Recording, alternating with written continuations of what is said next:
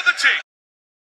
All right, guys. With 2019 behind us and a new decade upon us, Conor McGregor, the most famous fighter in the UFC and also the most controversial fighter in the UFC, has decided to make his return. In his return, he's fighting one of the most notable veterans in UFC history, Donald Cowboy Cerrone. Now, this fight is happening at 170, which surprised a lot of people. Yeah. What do you think is on the line? Nothing. You know what I think, Eric? I think freaking Daniel figured this would be an easy fight for Conor. Be a big payday for Cerrone. In his mind, it's a win-win for everybody. You know, giving credit due to Cowboy by giving him a good paycheck, and he'll be able to pump up McGregor again, get that McGregor machine rolling one more time to make some more money. This all depends on how serious Conor is taking this fight. You know, we've seen how he does when he underestimates his opponents, which he said he did against Khabib. That fight did not go well for him at all. Hell no, that boy got, I'm saying right now, that boy got his butt kicked. Cowboy is a lot more favorable matchup for him. That being said, any one of Cowboy's victims can tell you just how dangerous he is. Damn and right. just how fast he can turn a fight. You know it. So, without further ado, let's get into it. All right, now looking at the stats, we have Conor McGregor coming in at 5'9" with a 74-inch reach. We have Cowboy Cerrone coming in at 6'1" with a 73-inch reach. So we have Cowboy taking a height advantage, McGregor taking a slight reach advantage. Love him or hate him, Conor McGregor is by far one of the most lethal strikers that we've seen in MMA. Has a very unique style with his boxing and his karate stance. Really sharp with his hands, very fluid technique, really good with his timing, really good with his accuracy, and really good with his patience. He also is really good at darting in and out of the pocket when he needs to. He's good at applying pressure. He's good at fighting backwards. He's also has a really good kicking game, really good leg kicks, really good head kicks, really good spinning attacks. Like I said, all around incredible fighter on the feet. While some will say that his ground game is his weakness, he still does have a decent ground game in his own right. He's a brown belt in Brazilian Jiu-Jitsu. As we've seen in his fight with Max Holloway, he does have good takedowns and he does have good ground and pound. Cowboy Cerrone is a veteran of the sport and one of the most well-rounded fighters that we've seen in MMA. Incredible striking game, really good with the straight punches. Has developed a really good jab as of late, improving boxing. Where he shines though is in his Muay Thai. He has a dangerous kicking game, really dangerous head kicks, lethal leg kicks, and really good body kicks. Really good in the clinch. I would say he's about just as lethal on the ground as he is in the stand-up as well. I'll agree to that. Yeah, he's a black belt in Brazilian Jiu-Jitsu. Very slick submission game and also an underrated wrestling game. He has very slick takedowns, very good at timing, and very good at catching his opponents off guard. All right, now getting into the fight itself. The general thought in this fight by the fans seems to be that with Cowboy Cerrone being weak against boxers and being weak against pressure fighters, that Conor McGregor is just going to go in there, blast right through Cowboy, and just take him out in one round. Again, he has that dangerous left hand, and Cowboy does have a known weakness against southpaws. Cowboy Cerrone is notorious for being a slow starter as well, and Conor McGregor is known to be a fast starter when he wants to be. Do you think it's going to be a smart game plan for McGregor to go in there and just try to knock Cowboy's head off in one round? No. I mean, Cowboy's pretty tough, pretty hard to put him away. He does struggle with guys who have really good, exceptional boxing, but I mean, he's no slouch on his feet as well. He can avoid some damage, so I don't think it'll be too smart for him to just blowing his load. Not someone like Cowboy. One of Conor McGregor's biggest weaknesses is his cardio. I would say he has probably a 3.5 round gas tank, and once he gets past that mark, he begins to fade. We've all seen it. The fight I really want to bring up in this one is his first fight with Nate Diaz. In that fight, McGregor came in very aggressively. He hit Nate with everything. Yeah, everything he had. Landed some heavy hands, some heavy kicks on him. Of course, Nate, being as tough as he is, having the chin that he does, was able to weather the storm. Going into the second, McGregor began to fade, and Nate Diaz took advantage. He found a home for those punches, landed right on the chin of Conor, wore him down with the pressure, took him to the mat, and finished him off with a rear naked choke. Another one of Conor McGregor's biggest weaknesses is submissions. I think it's safe to say Conor McGregor is not safe on the ground, especially when he's fighting someone who excels in that department. He has an early loss in his career to Joe Duffy. He lost to Nate Diaz, and he lost to Khabib to submission. Cowboy Cerrone, again, is a black belt in Brazilian Jiu-Jitsu and has a number of submission victories under his belt. I believe if Conor is going to underestimate Cowboy like he did against Nate and just try to blast right through him, it's not going to go well for him. You know, Cowboy and his coaches know very well what Conor is capable of. They know Conor is the most dangerous in the first round. Yeah. They know he's dangerous in the second round. I guarantee you they're going to be training to weather the storm, to avoid Conor's left hand as much as possible. And if they're counting on Conor going in there and just going guns a-blazing, they can count on Conor fading in that third round, where Cowboy could utilize his ground game, utilize his underrated wrestling, take Conor to the mat, and start to work that jiu-jitsu. If he is able to do that, I guarantee he's going to grab a hold of one of McGregor's limbs or his neck, and he's going to finish him off. He should be able to. I mean, he submitted Mike Perry. Mike Perry's freaking huge and strong. Yeah. So strong SOB.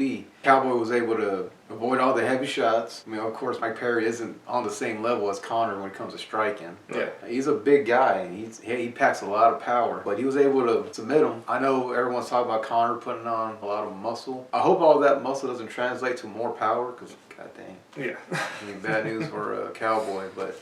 Well, that being said, with this fight being at 170, we've all seen how Cowboy looks at 170. From what I've seen, he's noticeably bigger. So he's going to be packing on the size as well. And if Conor McGregor wants to go in there and try to out-muscle him, I think Cowboy's going to be game for that. Cowboy's going to have to take this fight very strategically in those first couple of rounds. Do not get into a brawl with Conor. Yeah. Do not get into a shooting match. Try to weather the storm and look for Conor to start fading to where he can take advantage. Now, all this being said, Conor McGregor has tasted defeat on account of his overconfidence and his overpressuring his opponents. McGregor, just as every other fighter on the UFC roster, knows what Cowboy is capable of. And there's a lot on the line in this fight for Conor McGregor. You know, a lot of people are saying this is make or break for him. His career is on the line. Going back to the Nate Diaz fight, after having been defeated by Nate Diaz on account of his overconfidence and overpressuring, he came into the rematch with a completely different game. He did. He was very patient, very methodical, and he followed the game plan throughout the entire fight. He lasted all 5 rounds with the cardio machine in Nate Diaz. While he did begin to fade later on in the fight, he was still in it, and he was still dangerous. Landed some heavy hands on Nate Diaz that I believe only Nate Diaz could take from Conor McGregor, and he came out with a decision victory.